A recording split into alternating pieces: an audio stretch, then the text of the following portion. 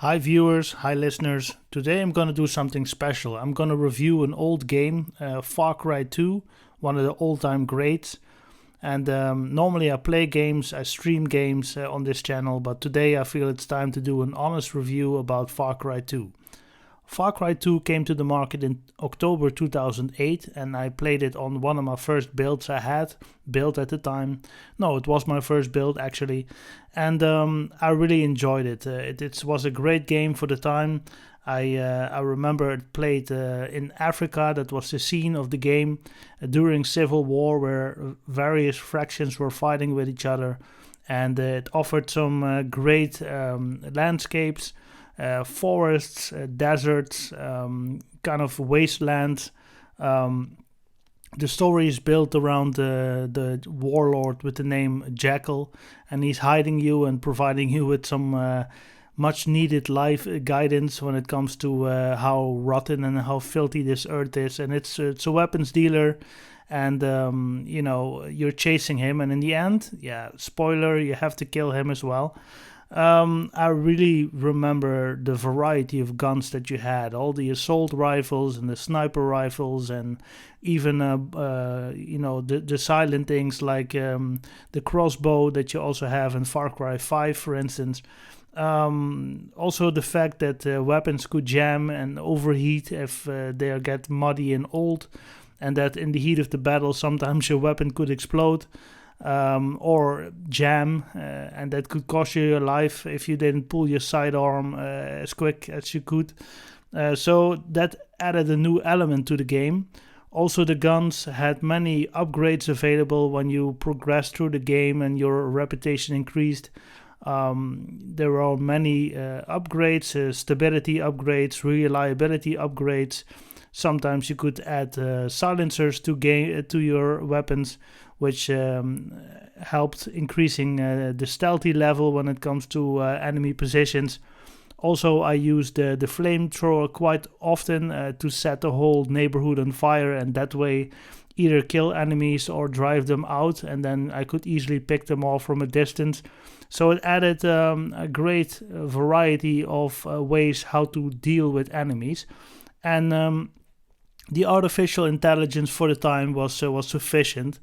Of course, it depends on your difficulty level, but overall the AI was pretty good, and some enemies really made it difficult for you.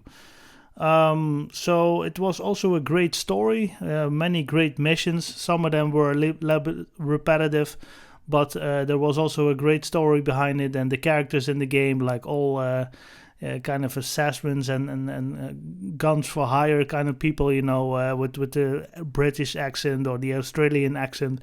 It really added a certain touch to the game, which I really liked. Again, it was a great open world. It was a great landscape, big variety. But I have to say that the most annoying thing about the game were all the checkpoints. I mean, it became so repetitive after a while that you just look for a fast way to travel. You could catch the bus to the other side of the map, and you do that. You prefer that than just going through three checkpoints before reaching there. And you was doing one mission, and I clocked it once. Every mission took about 45 minutes to an hour. And why was it taking so long? Mostly because of the checkpoints. Checkpoints were always strategically located on certain crossroads when it came to the map, and it always were 3 to 4 persons. One of them with a assault rifle, one with a machine gun, and maybe a sniper. And you could go in as fast as you could with your car, like drive full speed ahead, and they would chase you, and then you still need to stop, pop a few in their head, and keep on driving. If you were lucky, then that was the quickest approach, but most of the time you were being bogged down and really shot at, and you need to hide. And yeah, many times I also, passed out there because, if they got you cornered, then they could really mess you up. So that made sure that every mission that you did was taken almost up to an hour. And I remember playing this game, and I think it took me 30 to 35 hours to complete the game. So that's quite a long time, but a lot of the time you're traveling and you're in firefights with the checkpoint guys, and when you just just cleared a checkpoint and you just went a little bit further, and then you came back, all the enemies respawned again, respawn again. So it was really time consuming and getting annoying, you know. After a while, I just take a sniper rifle, get out of the car when I saw there's a checkpoint approach, and I just pop the guys and keep on driving.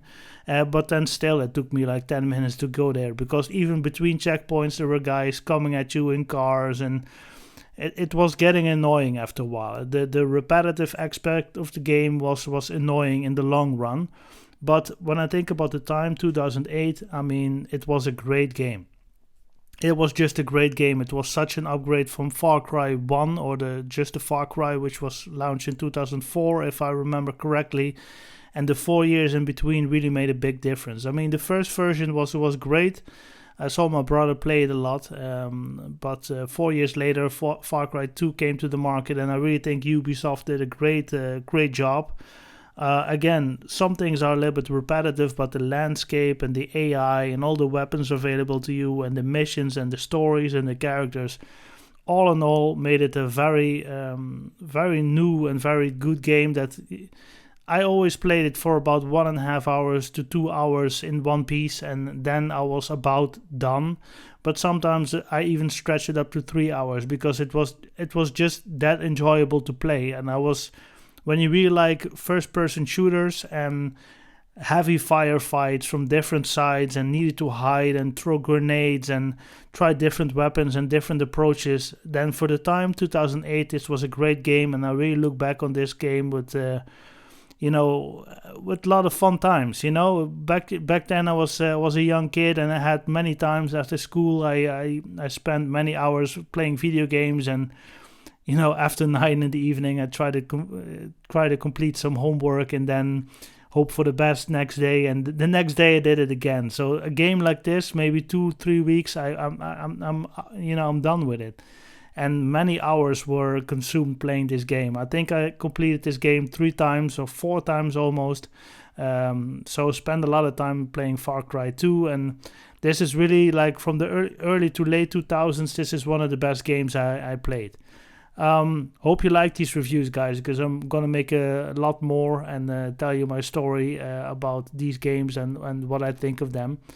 So if you like that kind of stuff, subscribe, and I hope to see you in the next one. Thanks. Cheers.